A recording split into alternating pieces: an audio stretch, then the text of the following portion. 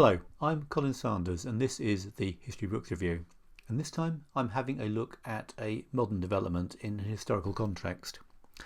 In the past, empires were built on the demand for spices. What was so special about spices? Basically, is that they were valuable, imperishable and portable. Before modern technology, in particular modern transport, they were just about the only commodity which it was technically feasible to trade on a global scale. But as technology has developed, what could be traded has changed, and it is still changing.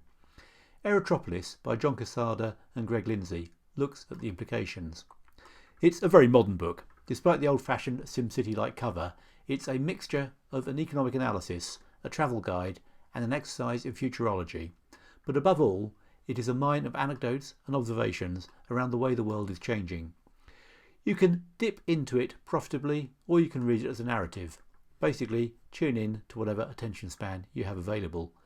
If this is done deliberately, it's done with great skill, but I have a feeling that is just the way the authors' heads are wired. They are comfortable in the world of time zone hopping travel, where time is parcelled out to you in variable length dollops, and you have to adapt to it in whatever way you can.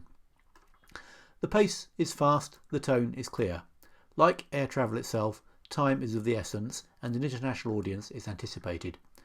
The authors happen to be American, but their nationality is about the least relevant thing about them, as I'm sure they'd agree. They're defined not by the country and the world that they live in, but by the way they travel about it. You would be hard put to place their politics either. They're clearly in favour of free trade, though they feel no need to state it explicitly, and they are also clearly in favour of state intervention, again by implication. But really, they are in favour of things that get things going and keep them moving. I suspect they would agree with Deng Xiaoping, the colour of the cat is unimportant so long as it catches the mice. It looks at two of the technologies that emerged in the 20th century and which are set to dominate this one. The internet has revolutionised the way you can find and buy a product, and air travel has revolutionised the way that product can be delivered. These things mesh together to create the physical internet. Airports become the hubs not just for travellers, but for goods that are ordered online and transported by air. Like the spices of a former age, only goods that meet the criteria are appropriate. They should be light and high in value. Wheat is out, iPods are in. They are made anywhere in the world, but easy access to an airport is essential. In effect, the manufacturers of these high-value goods, along with providers of more basic services like sandwiches, are drawn to the environs of the large airports of the world, and Aerotropolis is born. Memphis is the world's biggest aerotropolis, handling nearly 4 million tonnes of cargo a year. This is very big business indeed. Some 1 in 3 of the jobs in the region are linked to the airport, including the head office of Federal Express. In some ways, this is just geography as usual with businesses locating to where it makes sense for them to be. So, if you are a FedEx, locating near a large aerotropolis like Memphis does make perfect sense, just like a blacksmith setting up shop at a crossroads. But the spice traders of the past profoundly changed the culture and politics of the world they lived in, and they were just doing what they made commercial sense as well.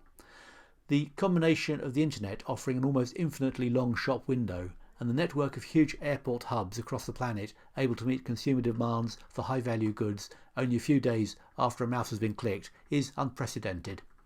The volume of goods being traded is not huge, but the value is. What will the effects be? One example catches the way common sense and even logic are undermined in the world of the Aerotropolis. Roses grown in Kenya are on sale all over Europe. Surely a gross misuse of the Earth's scarce resources? Or maybe not.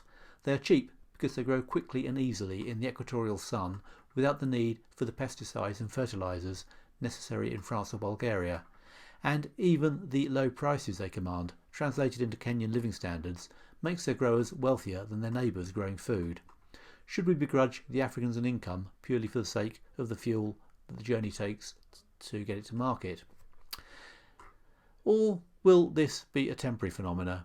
The book doesn't shy away from the sustainability issue.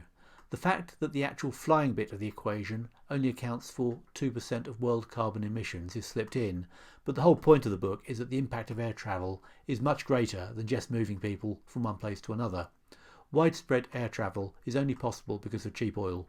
As the oil runs low and prices creep up, will the Aerotropolis continue to be viable? The way the energy is obtained to run the system today is unsustainable, and things will have to change. Possibly the increasing cost of fuel will choke off air travel and globalisation will go into reverse. But there's a lot of money involved in air-based trading. Although the actual physical volume is still trivial, the value of goods traded by air is already close to a third of the total of international trade. So research and development into new fuel sources can be afforded. Perhaps solar-powered fermentation vats directly converting the carbon dioxide in the atmosphere back into energy-rich fuels to pump into the planes will soon be another distinctive feature of the Aerotropolis. I wouldn't bet against it. Governments around the world are betting on the Aerotropolis as a motor of economic growth.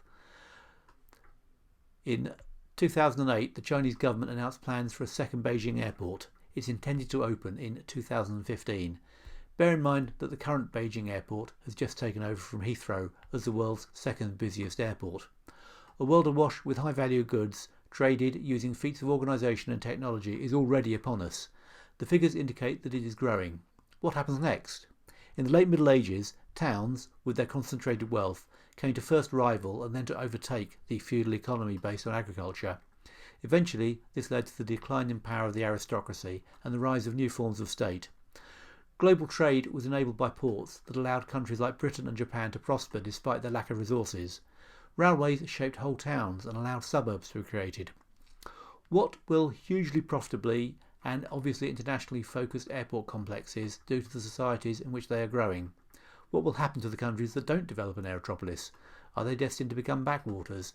What will happen to national consciousness in a world where all the rich and successful people spend all their time travelling from one country to another? In fact, will nation-states continue to have any meaningful existence? Aerotropolis doesn't answer these questions, but it does pose them in an engaging, if slightly breathless way. They do predict that the rise of the Aerotropolis will alter the global pecking order, and that at least is likely enough. I'd love to hear what you think about these reviews. Drop a comment here on YouTube, on the blog, or on the iTunes review page. Podcasting is a lonely business and all the feedback is gratefully received. And in the meantime, thanks for listening.